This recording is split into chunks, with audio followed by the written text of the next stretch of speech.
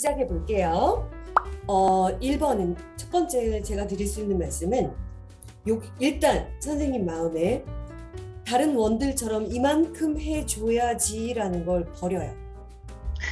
욕심 버리세요.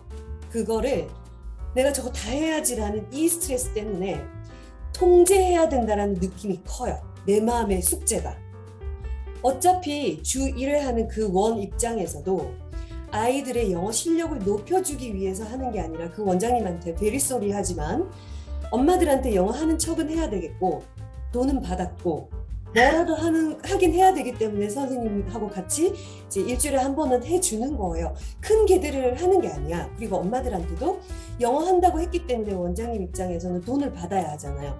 아니면 그 지원금에서 쓸 수 있는 예산 안에서 움직일 거기 때문에 그닥 선생님께 크게 기대하는 것도 아닐 거예요.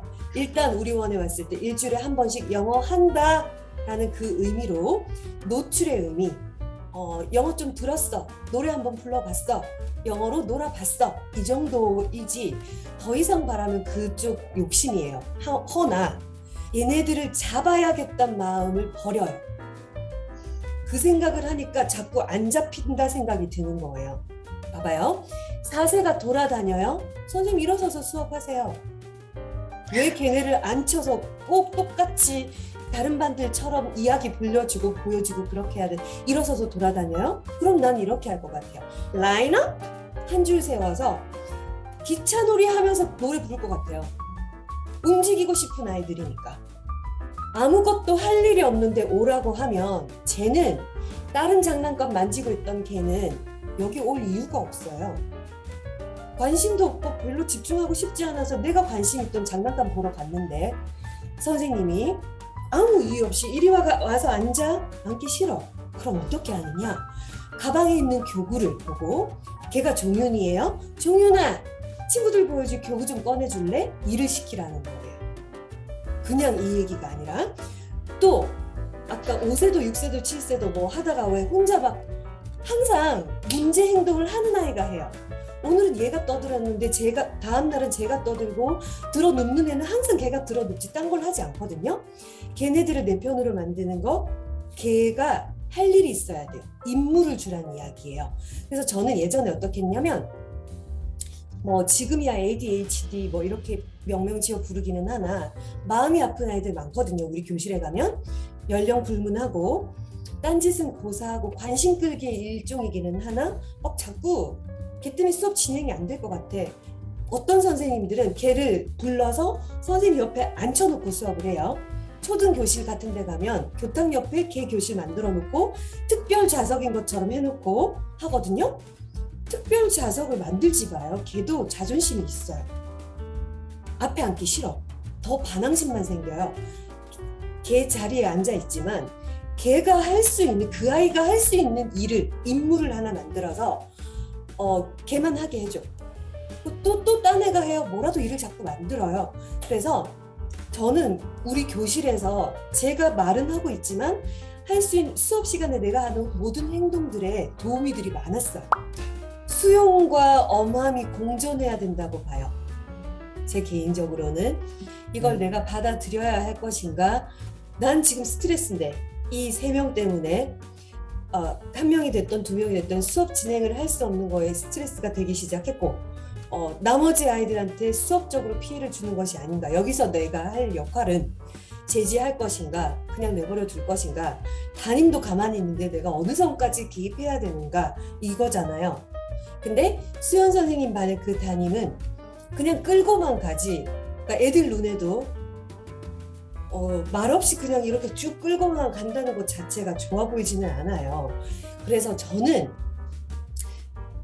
장애우가 있을 때 그런 행동을 하면 혼내요. 처음부터 따끔히 혼내거나. 그런데 자기 의지와 상관없이 그런 행동을 하게 되는 장애우들이 있거든요. 장애가 난 그렇게 하고 싶어서 하는 게 아니라 얘가 마음이 아파서 그런 행동을 하는 애들 있잖아요. 선생님 이제 알잖아요. 얘는 지가 원해서 하는 게 아니라 자기도 모르게 하는 게 된다는 걸. 혼을 낸다기보다는 뭐 저음으로 주의를 주시겠죠. 다른 애들이 그렇게 하면 안 된다는 걸 알게 해야 될 의무도 있으니까. 얘네들도 저렇게 하면 안 된다는 걸 알긴 알아야 하고 배워야 하고 이 아이를 그 장애우가 뭐 맨날 그래요. 맨날 어떻게 해요. 근데 매일 그럴 수는 없더라도 주의 주셔야 돼요. 저는 줘야 된다고 봐요. 나머지 애들을 위해서. 그리고 어느 정도 일부는 정말로 장애랑 같이 그 장애우들이랑 장애 친구들이랑 함께 수업을 하는 아이들은 익숙해져 있거든요.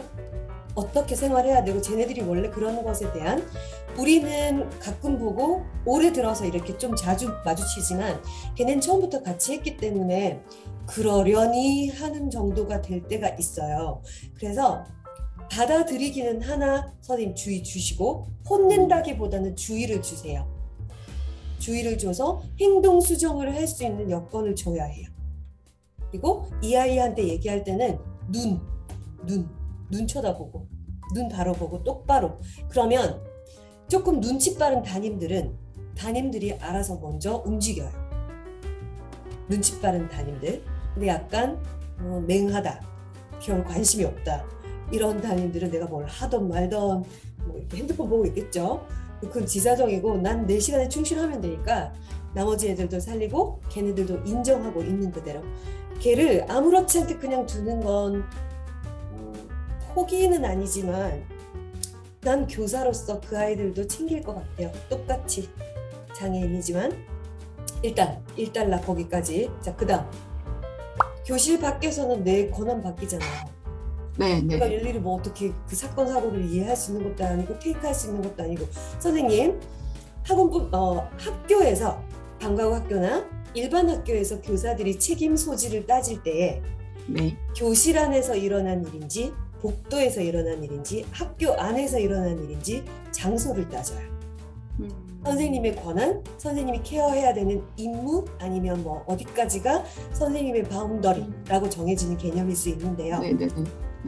저도 개인적으로 우리 교실 안에서 생기는 일만큼은 내가 컨트롤할 수 있겠지만 바깥에서 일어나는 일을 나한테 고자질했다 하여 내가 뭐라 말할 수 없다고 봐요.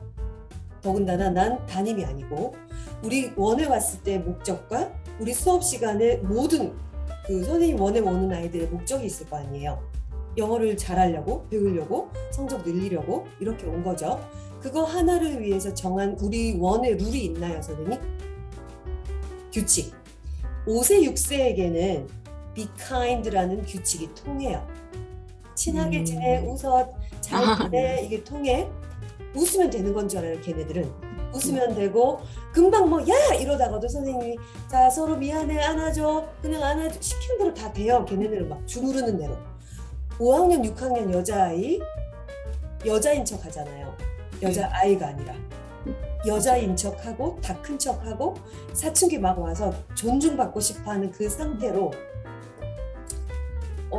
걔네들을 데리고 be kind 콧방귀 낄걸요? 선생님 앞에서는 웃어 네 이렇게 할지언정 안 돼. 마음이 움직이지 않으면 절대로 안 되는 거예요. 고학년 머리가 큰 애들하고 뭔가 규칙을 정할 때는요. 심리적인 거 말고 구체적으로 지킬 수 있는 규칙이어야 해요. 예를 들어 영어 교실에서 영어 학원에 오는 순간 절대 욕할 수 없다라는 거. 욕한 거 3번 걸리면 퇴원. 이런 식. 무슨 말인지 이해가 가세요? 친해야 돼 이게 아니라 뭐 예쁜 말만 써요. 고운 말만 써요. 긍정적인 규칙을 정하려고는 하나 이런 막 약간의 과도기에 있는 질풍노도의 시기인 이 아이들한테 뭔가 컨트롤을 딱 해줘야 할 때는 강력한 한방도 있어야 돼요. 하면 안 되는 거 얘기해야죠. 욕하지 말자만 해도 분위기 많이 바뀌어요. 요즘 초등학생들 뿐만 아니라 뭐 중고등 마찬가지 욕이 안 섞이면 거의 말이 안 될 때가 있어요. 그건 애들도 그렇나요? 앞에서는 안 그래요? 네. 저 앞에서는 안 그래요. 그치만, 네. 그래서 욕하지 않는 분위기 만드는 캠페인도 있어요. 학교에.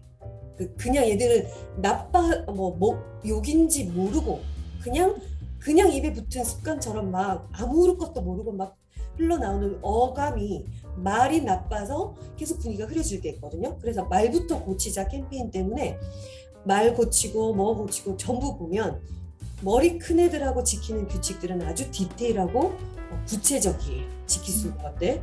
그 다음 1번은 그건 것 같아요. 아예 그럴 여유조차가 없는 수업 시간이어야 한다. 바빠야 한다.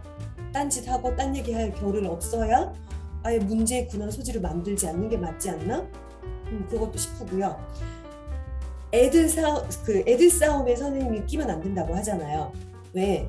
우리 원에서 우리 교실에서 누군가 싸웠는데 학부모한테 상담을 할 때 이런 일이 있었다라고 사실 팩트를 전달할 때에 팩트만은 전달하는데 듣는 엄마 입장에서는 원장님이나 담임이 상대방 아이를 편을 드는 것 같은 느낌이 들 때가 있어요.